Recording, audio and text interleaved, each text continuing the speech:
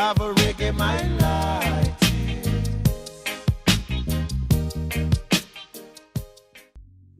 Welcome to Reggaemylitis, your musical catalyst. With R&B star Rihanna being named a national hero in her native Barbados, the debate of whether Bob Marley should be named a national hero in Jamaica is buzzing. Being crowned a national hero, the king of reggae would also be qualified to take his place on a Jamaican note. In this video, I'm going to outline the requirements to be a national hero in Jamaica and see if the icon Bob Marley and his work, compared to the work of our current heroes, make him worthy of Jamaica's highest honor. Bob Marley and the high trees. Bob Marley and the high trees. Bob Marley and the high trees. Oh, for face I go up and money. If I know me a Bob Marley and the high trees. Bob Marley and the... That's Vybz Kartel in the 2015 single Sweet Dreams on the Speedometer rhythm. In it, the self-proclaimed dancehall hero reasoned it was likely himself or Bob Marley would next grace the face of a Jamaica currency note. This privilege, however, is reserved only for the country's deceased former prime ministers and national heroes, and this is based on the statutory responsibility under the Bank of Jamaica Act. Section 12.1 of the Bank of Jamaica Act gives the Bank of Jamaica the sole right and authority to issue notes and coins in the island. In selecting the subject for the note, the current policy of the Bank of Jamaica is to consider for selection only deceased Jamaican nationals falling into two groups in the following order: national heroes, prime ministers, in chronological order of service. Currently, it's fair to say convicted murderer Vybz Kartel will not be gracing the face of any Jamaican currency. A dancehall hero he is, and on that note, if dancehall had its own note, Kartel would be the face of that currency, but just not on the Jamaican money. But what about Bob Marley? Does his achievement merit a national hero status? Jamaica's national hero status is conferred upon any person born in Jamaica or who at the time of death was a citizen of Jamaica and rendered to the country service of utmost distinguished nature. And we can see that Jamaica's 7 national heroes certainly rendered to the country service of a most distinguished nature. Jamaica's lone national heroine, Nanny of the Maroons, was the leader of the Windward Maroons, and at the beginning of the 18th century was a symbol of unity and strength for her people during the battle with the British. An outstanding leader she was, Nanny was skilled in organizing the guerrilla warfare that kept the British troops away from the mountainous abode. Such was battle that the powerful British forces were humbled and signed a treaty with the Maroons, who they couldn't defeat. Our next hero, Sam Sharp, or Daddy Sharp as he was known, was the leader of the Birchill Baptist Church in Montego Bay and the chief instigator of the 1831 Christmas Rebellion, which was largely instrumental in bringing about the abolition of slavery. Now, Sam Sharp, upon facing death for his role in the rebellion, said, "I would rather die upon yonder gallows than live in slavery." George William Gordon, a mulatto politician, son of a black slave woman and white planter, he urged the underrepresented black mass to protest and resist the oppressive and unjust conditions under which they were forced to live. In order to improve the standard of living of the recently freed people, Gordon subdivided his own lands, selling farm lots to the people as cheaply as possible, and organized a marketing system through which they could sell their produce at fair prices. Gordon was illegally sentenced to death for his association with Paul Bogle, another of Jamaica's national hero. Paul Bogle was a Baptist deacon and was a firm political supporter of George William Gordon. Like Gordon, Bogle was dissatisfied with the poverty and injustice in Jamaican society and led a protest march to the Morant Bay Courthouse in 1865, which resulted in a violent confrontation that saw nearly 500 people killed.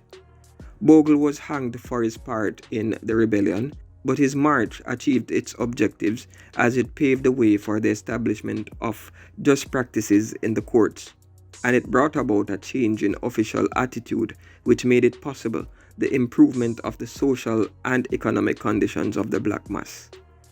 Now, another national hero, Sir Alexander Bostamanti.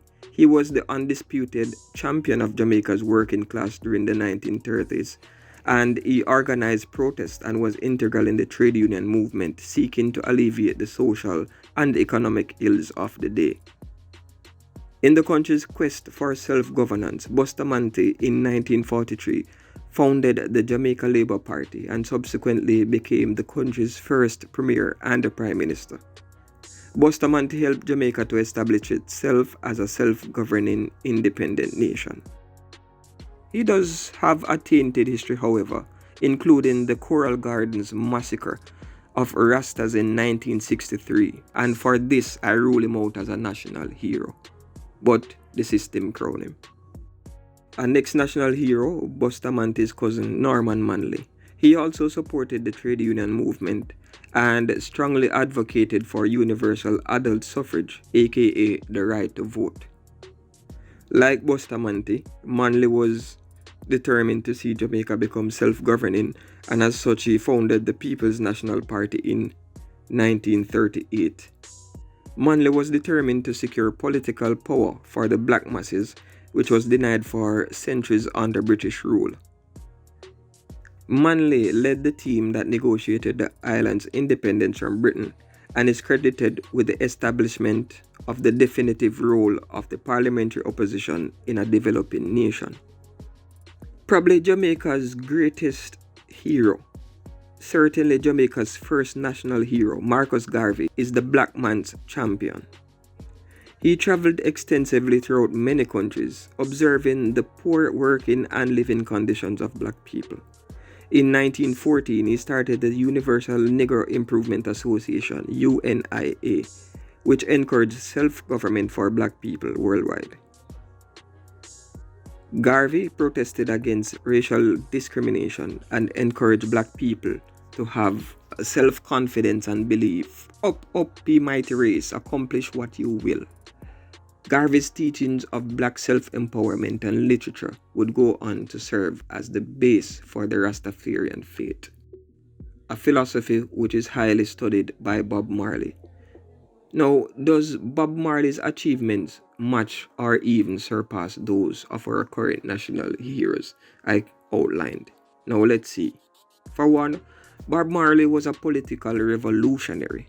Primarily due to his Rastafarian faith, Bob Marley propagated Marcus Garvey's teachings of black self-empowerment right across the world. Bob made Garvey's Pan-Africanist message go mainstream and viral before there was social media. He dedicated the bulk of his craft to highlighting and combating injustices in Jamaica and also the world, as well as giving a voice to the disenfranchised sectors of the country. He never incited physical or violent rebellions like some of our most beloved national heroes, but he pretty much did what Garvey did on a bigger scale. Bob Marley played a crucial role in quelling Jamaica's political unrest of 1978. At the One Love Peace concert, Bob brought together on stage the rival clashing political leaders, Michael Manley and Edward Seaga, along with rival gang leaders, Bucky Marshall and Claude Massop.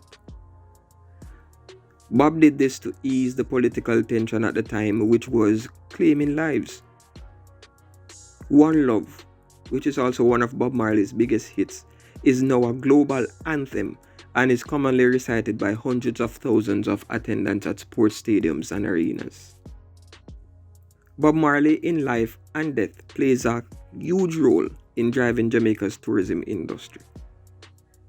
Tourism is Jamaica's fastest growing economic engagement, employing approximately 120,000 people directly and another 250,000 indirectly. Now, tourism as an industry is responsible for a quarter of the revenue flowing into the GDP and is responsible for approximately half of the country's foreign exchange inflows. It can be said that Bob Marley single-handedly created Jamaica's tourism industry. While being a revolutionary Pan-Africanist, Bob Marley's descriptions of a utopic Jamaican lifestyle of reggae, sandy beaches, and marijuana has been embraced by millions of tourists. He built the image for the tourism sector. Most Jamaicans believe Bob deserves the national hero status because he put Jamaica on the global map. Plain and simple, it's because of Bob Marley and reggae music and its message of unity and one love that the world has discovered Jamaica. Bob introduced Jamaica to the world, and it's said that he is the first international superstar to emerge from the third world. And such was his impact that after his death, the Grammys created the reggae category, officially recognizing the genre and its influence. To this day, the king of reggae is the most famous Jamaican worldwide. His works transcends music and generations. Such is his appeal and philosophy. So, Jamaica relegating Bob's achievements to just the art with only an Order of Merit awards is a great injustice. From the release of his first international album, Catch a Fire in 1973, Bob Marley's conviction and quest to correct the social and economic ills of the black masses never wavered. He almost lost his life playing political peacemaker, eventually self-exiling in the United Kingdom.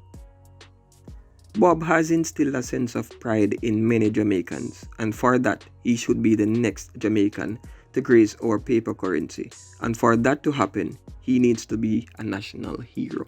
But for him to become national hero under Jamaica's current constitutional monarchy system, in which the British Queen Elizabeth is the head of the state, the government would need to establish a national advisory committee to investigate and determine that Bob is deserving of the title. And I see no reason why they would not agree he's deserving of the award.